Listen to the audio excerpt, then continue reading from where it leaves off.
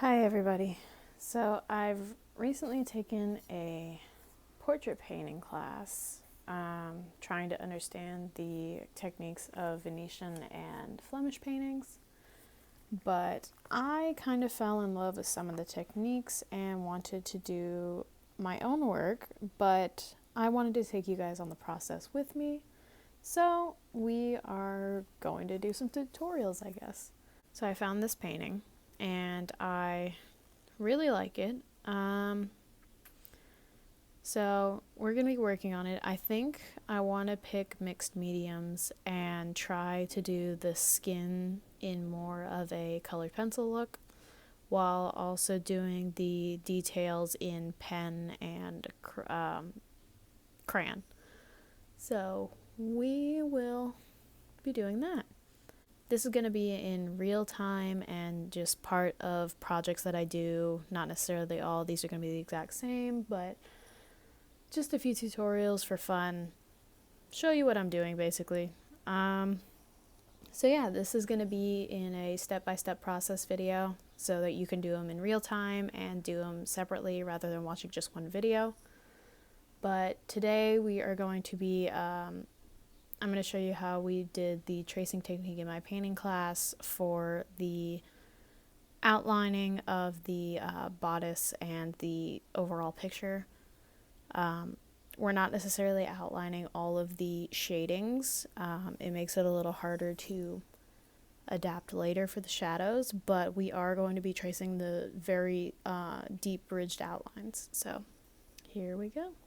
So the first thing you're going to need is a piece of paper. I have a dirty sketchbook. Let's flip to a plain page. I have my sketchbook. I'm going to be using that. And then you're going to get a print-out copy of the painting itself so that you can trace over. And we are going to use tape to tape it down, some charcoal, and a pencil for tracing. And that's all we're going to be doing for this video. So here we go. First thing we want to do is to take our painting and to flip it over onto its back. And then you are going to take your charcoal stick. This is a Pro Art medium charcoal.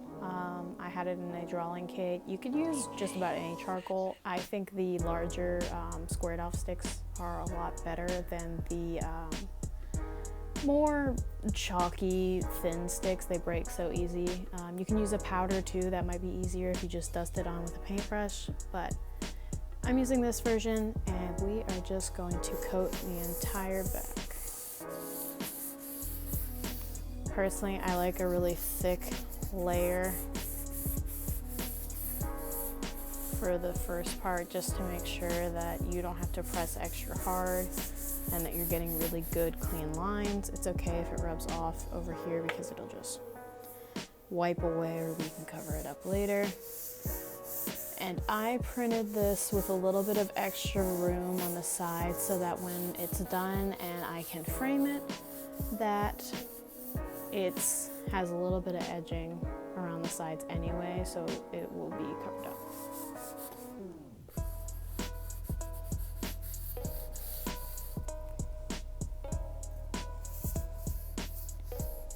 You can definitely go in different directions.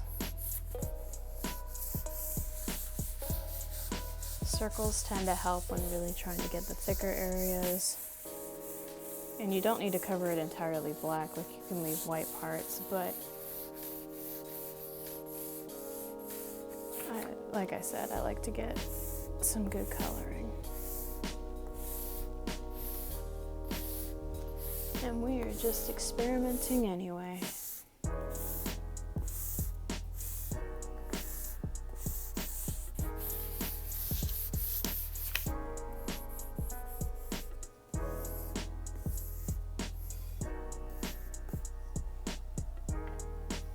And I'm going to turn on some music because it is very quiet in here. So if you hear that in the background, it's just some lo-fi music. Okay, so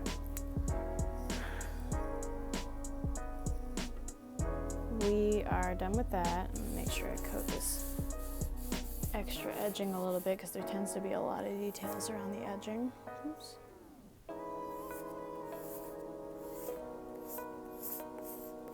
Okay, and it's okay if you get a little messy. You can just keep a washcloth or a set of paper towels to the side. We are going to gently flip over our painting. If you have the powdered version, it's definitely going to be a lot harder to flip it over, especially with it being so dusty with a bunch of cast off. But this version should be fine. It should stick to the back. So we're going to line up the paper.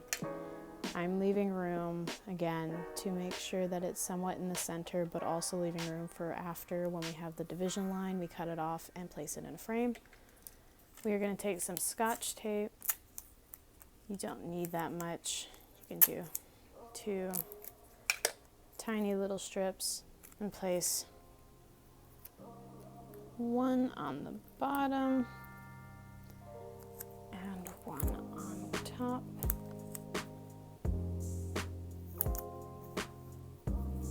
Okay.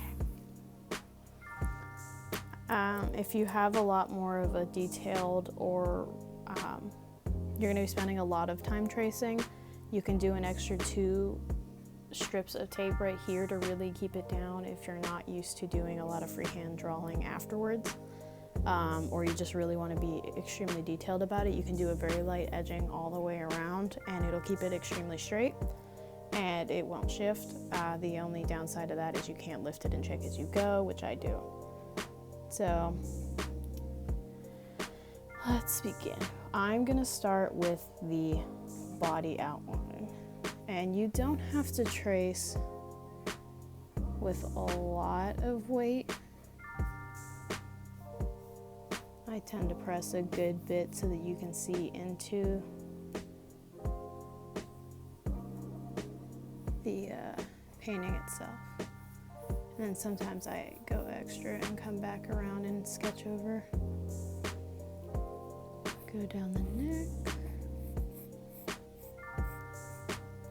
And you guys totally don't have to do this exact painting either. You can do this with just about any painting or drawing, or you could do this with a printout picture if you really wanted to, but that's a little more advanced than I think this is. This has a lot of leeway to show you the details without being exact. If you're really good at drawing and shading, I think a picture would be a lot better. But because we're using older paintings for this one, it has a lot more give. I'm just going to outline the lips. I find the minute facial features to be extremely hard to do as you work. You have to be really patient about these kind of features, because if you overline too much or you get too involved with it, then you often end up making it look worse than it actually is, even though you traced it. So I do very lightly just an outline of the shadows when I'm working here, just to show where things are in relation for later, if especially they're a hard color difference line. That's something that makes it a little easier later, and you'll end up usually covering it up anyway. So now that we've done the basic parts of the body, I'm gonna go in and outline the earrings. Sometimes when you print it in black and white, which I find easier to see where the shadows and lines are, which is why I printed in black and white instead of color, I use a color printout, I use a, what do I use? My brain. I lost my train of thought. I use a black and white printout to show you guys the lines in the coloring differences, so like where the dark lines meet the white and where the color shadows and grades becomes gradient. But I also use a digital copy in color to really show the color definition and to see things that might blend in such a dark background. Like I can see here there's some small lines, but on the actual digital version we can zoom in and get really close in the details and see that sometimes there's differences, like this part has a small line right there, or that there's extra little hairs here that you probably can't see in the digital as well, so like it bleeds here and you can't see it as well, but that's what we use that one for. So moving on to the next earring. And I'm not going to be outlining much of the highlights except for the extreme parts. So like this part here, I won't do this part just because we can add that in later. Or these little white bits here, because then it doesn't make it as, you know, unique looking later and more tailored to you. Obviously we're not making an exact replica because no one can, but we are practicing our abilities in tracing and shading mostly when doing stuff like this.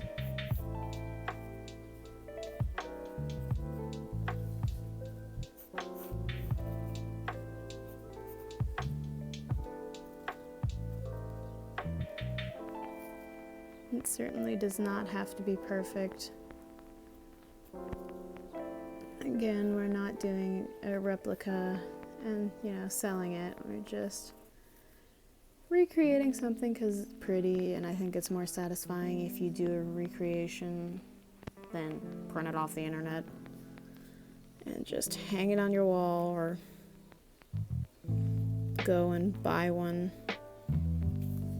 So because I can't see this part here, I'm going to use the reference of the digital.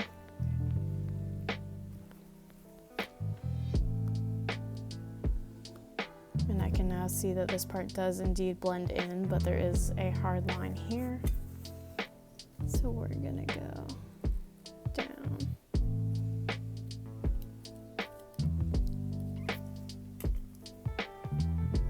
That way.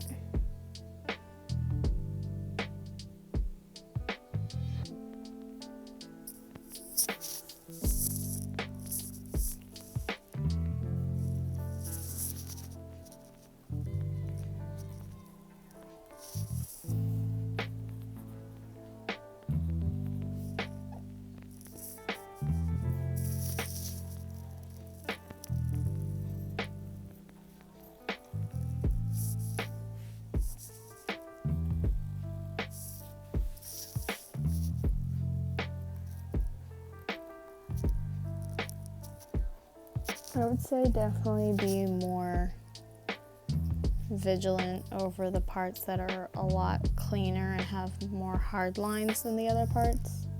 Especially with like fabric. Fabric can be manipulated a little easier. Hard surfaces that are drawn in or have paintings, especially with metals or features like furniture. Those are a lot harder to repair later, so you want to be really vigilant about how you're tracing and how much, like I just messed up and overdrew on a line right there.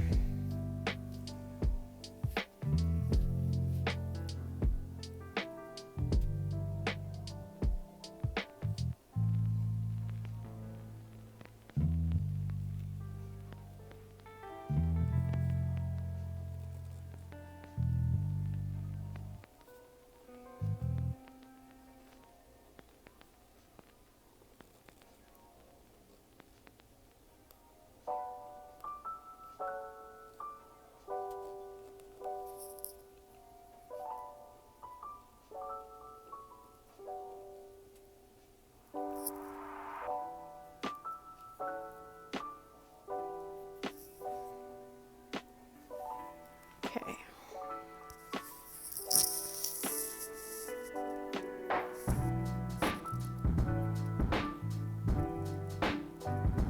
Go back into the fabric and get some of the folds.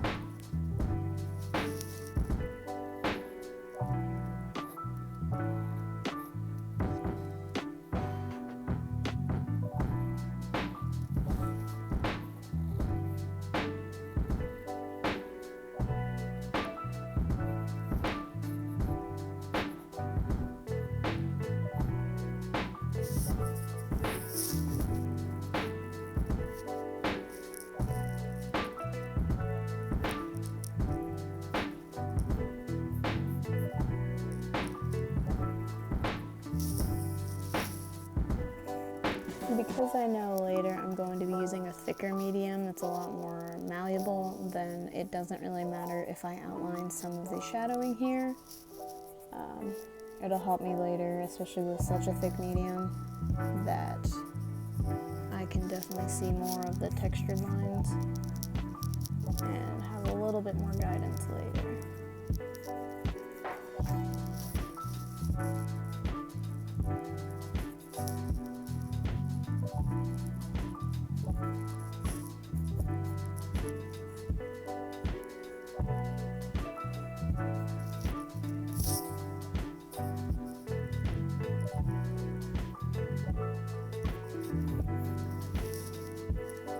And you definitely can leave some of the lines up for the imagination. It will help later not being so linear with your lines, so that you have a little more, not creative freedom, but you have a lot more leeway in managing your errors, because there are bound to be some, and there's no reason to be upset about it. It's just how it is. But this is art, and you need to know when to keep the errors, otherwise it wouldn't be any different. So now that I think that's done, we're going to move on to the necklace, which is definitely one of the trickier parts. It has a lot of the ornate details in the bottom of the pearls, and where they attach to the other set. So we are going to do that part. And I am using the reference guide over here just to take a look. And I will leave the reference photo up for you guys as we go along, if I haven't mentioned that already.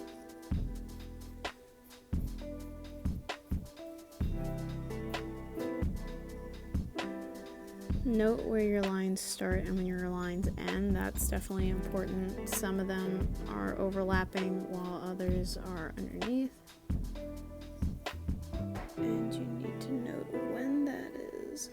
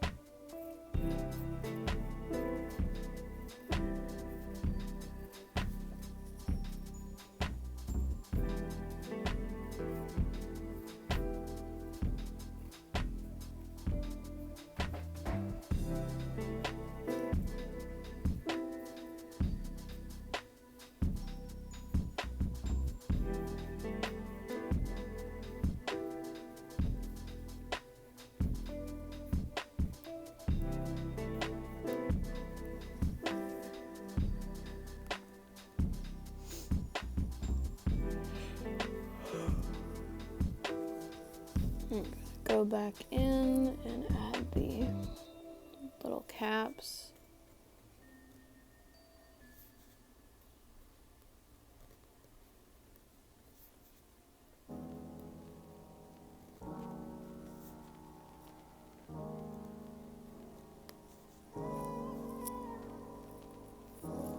Sometimes right here where it blends in a lot, the reference picture is especially nice, because it doesn't blend and you don't know where, or it blends too much and you don't know where to look.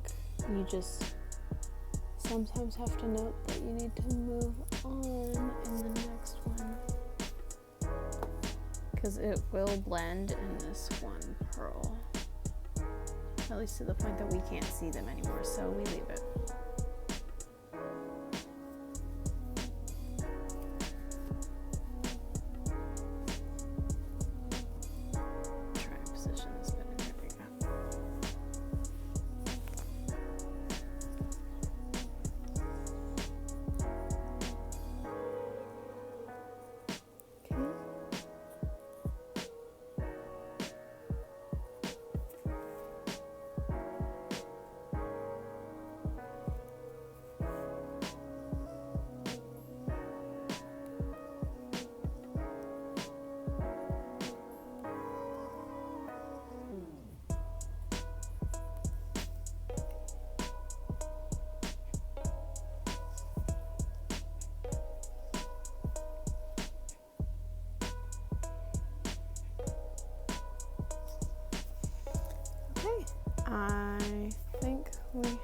most of this. Now we can move on to the hair, which is definitely going to be important with such a deep, dark background.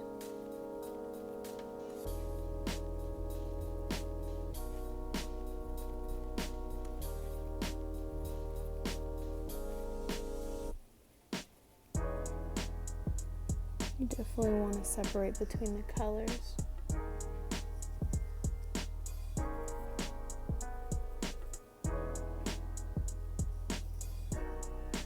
And that kind of blends in there.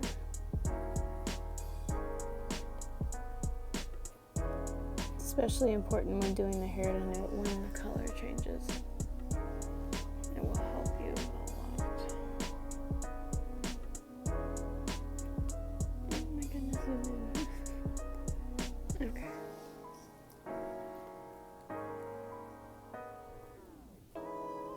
And it is definitely okay to make this part very swooshy. It doesn't have to be exactly, that's so not a term, swooshy, wispy. You definitely don't have to make this part exactly the same unless you're doing very detailed versions. We're just going for the easy version that can like fake good results, kind of. But we're mostly just getting all of this down to practice shading is pretty much it. Understanding the color differences and where things are. But if you're using a harsher medium, it's definitely better to do crisper lines, I think.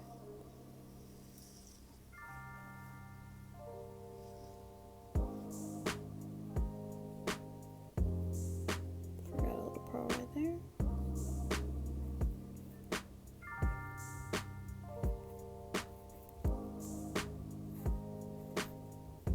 And the good thing about this side is it mostly just is one continuous color, and then it just fades into the background. Okay, I think we're done. Now we can just lift up, careful not to tear off the tape or rip the paper, but we can see how we did. I think it looks pretty good. So if you find yourself missing a little bit of the lines, you can come back in with the charcoal and just lightly go and add in where you think you're missing, or add in where you think you need the details to remind yourself. I think that looks nice. Oh, see, and now it makes me realize, because we trace over everything, that we forgot the lower pearls, so you can place it back on. And try, the hard part about tracing it back on is, or placing it back on and tracing, is that you're not sure if it lines up exactly right. But a way to prevent that, if you don't have the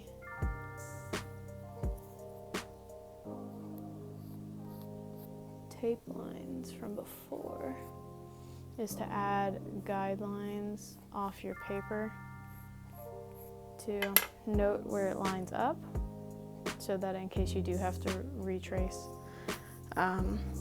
you can definitely line it back up and go again. But the straighter the better, that's for sure.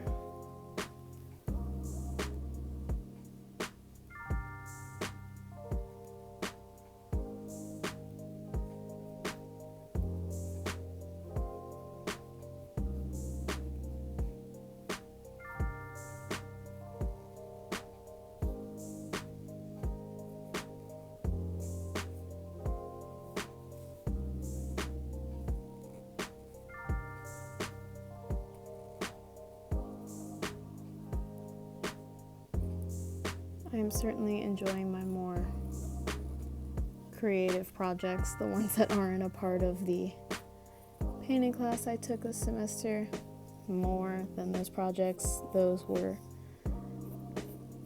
crazy ridiculous, and the teacher wanted a very specific look to the results. But the good thing about doing your own artwork, that once you're satisfied you can just hang it up and call it quits and start your next one.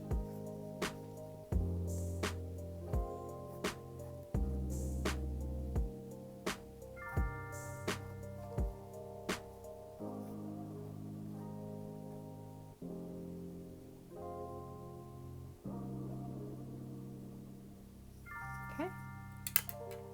Now we can take a look at how it ended up. Not bad. Definitely fix that part there.